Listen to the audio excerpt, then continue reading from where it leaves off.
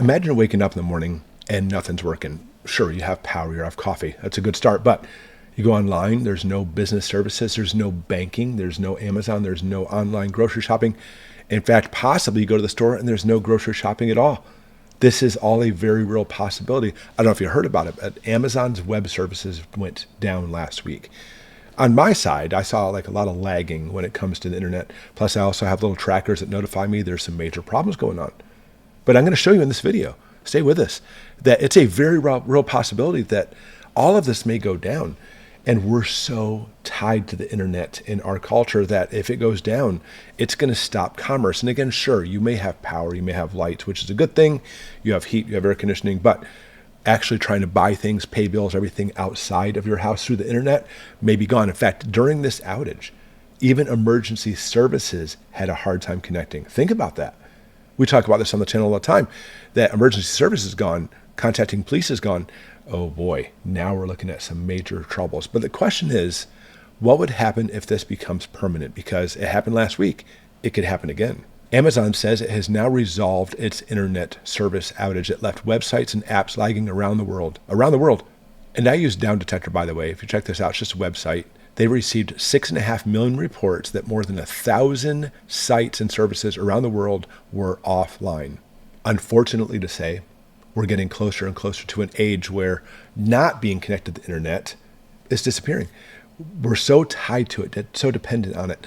And the worst part about this is when we talk about as far as web services, you think in your mind that the internet is this huge, vast thing. It is, by the way. But there's only practically three companies that host and connect everybody to the internet. They make up over 70% of the internet's cloud infrastructure. Just three companies. Amazon Web Services is about a third of it, which is what went down. Microsoft Azure, about 25%, and then Google Cloud, about 12%. Those three, take out those three, and practically speaking, all the major internet e-commerce is gone. Think about that. Think about the implications. And then how long until it comes back? Because remember, we're not talking about simply, oh, I can't order an Uber or have food delivered.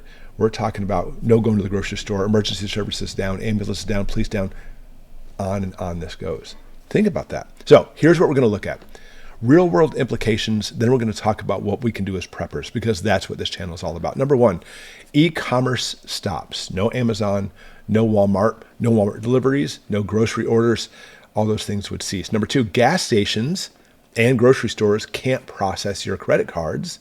So you can't go there and go shopping either. Only cash works, but keep that in mind. Most places won't accept cash when their internet's down also. Maybe they'll make an exception, who knows. Online bills, payrolls, getting paid, all your banking will freeze. Bad. Navigation, communication apps are down, for sure. And overall, information blackout. A lot of people depend on watching TV, the news, etc. How many of you depend on the internet, on YouTube, to get your information? It's not going to happen. You're going to have to deal without Goshen prepping. Of course, we have bigger fish to fry than just that. All those things will be gone. But here's the thing. All prepping resources will be gone. How many of you actually watch Goshen Prepping, or other channels too, by the way? And that's, you're like, hey, if I actually want to make that water filter, I'll just jump back and watch the old video. I do it. I'm sure you do too on occasion. That's why I always say to take notes. It's a very real possibility. All right. So here's how we prepare for this. First off, you got to make sure all your printed documents are analog, so to speak. Have a record of all your everything from paying bills to your mortgage to simply just keeping your credit card information, birth dates, et cetera, all on paper. I do that, and I keep them in one of my waterproof, fireproof document bags. And people say those bags won't handle a big fire. That's true, but it's better than having nothing, and it's something I can grab very quickly if you need to. So make sure you have records for all that. Number two, cash is king. Have lots of cash.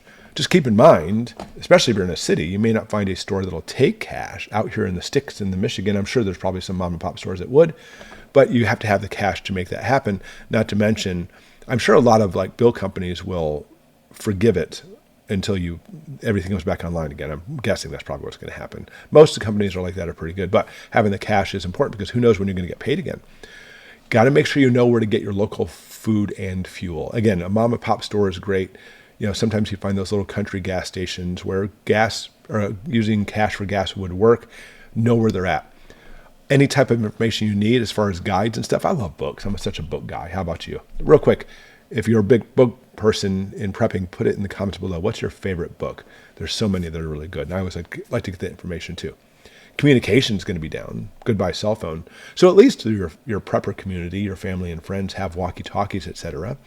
And then we have to also look at specifically redundancy. My computers, I mean, obviously I'm a YouTuber. I keep a lot of stuff online. I keep backups of backups. I literally have a server for my computer, so it backs up all my information all the time.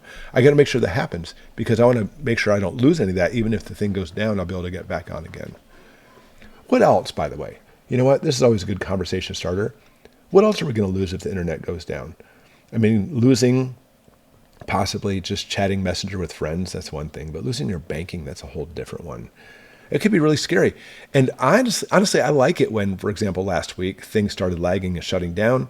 On our Goshen Prepping Facebook group, some people were kind of like freaking out. And other people were like, calm down, it's going down everywhere. I'm like, that's calm down, that's not a good thing. But this is always, take it this way, as a good dress rehearsal. Because if it can happen temporarily, it can happen permanently. And if we don't prepare as preppers for these kind of things, then what's the point of prepping? Because it's not simply stockpiling food again, but literally, just think about this. You and I prepared by having extra food. Internet goes down, news goes down, emergency services go down, possibly leading to power grid going down. Your neighbors may not be so calm. So protecting yourselves during these things is obviously even far more important. So to always take these as a dress rehearsal, because we always want to be ready for whatever does come, including the internet going out. It's a possibility, a very real one. Thanks for watching, everybody, and we will see you next time.